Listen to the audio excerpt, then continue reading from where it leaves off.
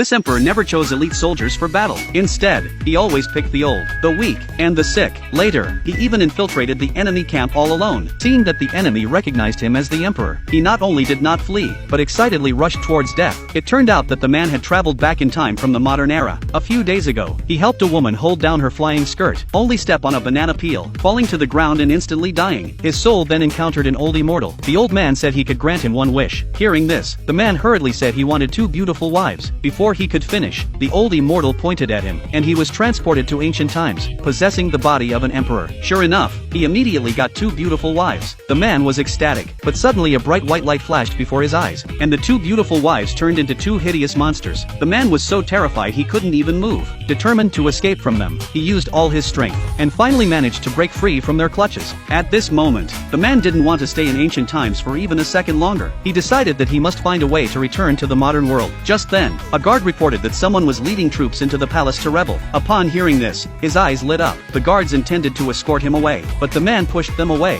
deciding to face the rebels himself. The rebels, though confused, still led their troops into the main hall. The 2 of them tried to guess the emperor's intentions. The man suddenly leaned forward and urged them to kill him quickly. The rebels found it strange. Even though the opportunity was right there, they decided to retreat for the time being. Seeing this, the man could only inquire with the guards about the affairs of the harem. Upon learning that the empress hated him most, he immediately prepared to head to the harem. At that moment, the empress was preparing to put poison into his tea. As soon as the tea was ready, the emperor entered the room. The empress quickly claimed she was thirsty and instructed the maid to bring some water. When the man was about to drink the tea, he was stopped by the guard. The guard suspected the tea was poisoned, but the man drove them all out, then drank the tea in one gulp. He thought he could finally return to the modern world, but the next morning, he found himself completely fine. The empress even brought him breakfast. He thought breakfast must be poisoned, so he hurriedly ate the porridge fed by the empress. While he was devouring it, the guard entered and said that 10,000 enemy troops were advancing on the city. Upon hearing this, the emperor immediately went to check. He led the old, weak,